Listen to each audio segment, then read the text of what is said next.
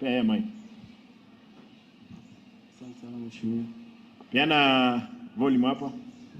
Asante sana mheshimiwa. Kwa majina naitwa Eliakim Obare. Nilifanya 2021 kutoka Nyambera Primary. I had 258 marks.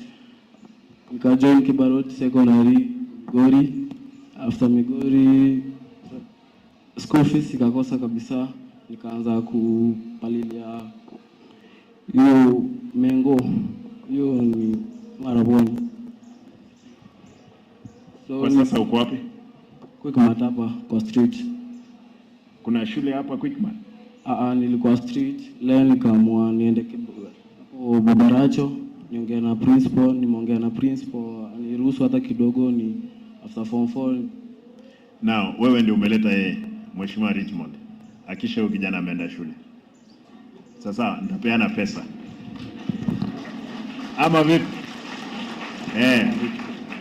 Utakisha ameenda shule nitapeana pesa. Hakuna kitu kingine tutafanya. That's the only thing we can do. Ama ni mbaya. Some of these people, they'll be doctors, they'll be nurses, they'll be everything. They can even be governors. Ama vipi?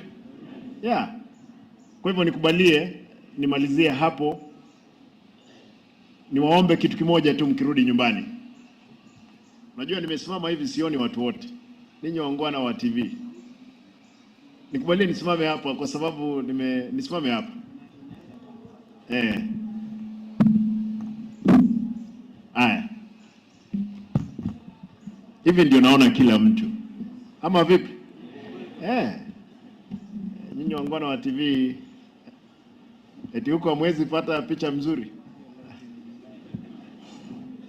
Kamera zenu lazima ziwe hivi sasa. Wacha nione wale ambao wametoka Bomet. Mkono juu. Kuna mtu wa Bomet hapa?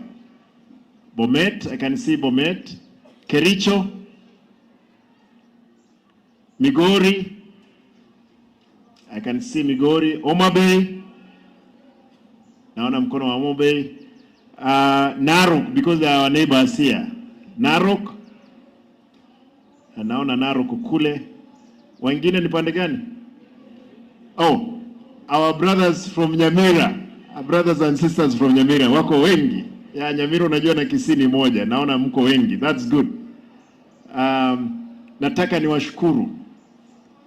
Niwatakie kila laheri. We'll be communicating, God willing,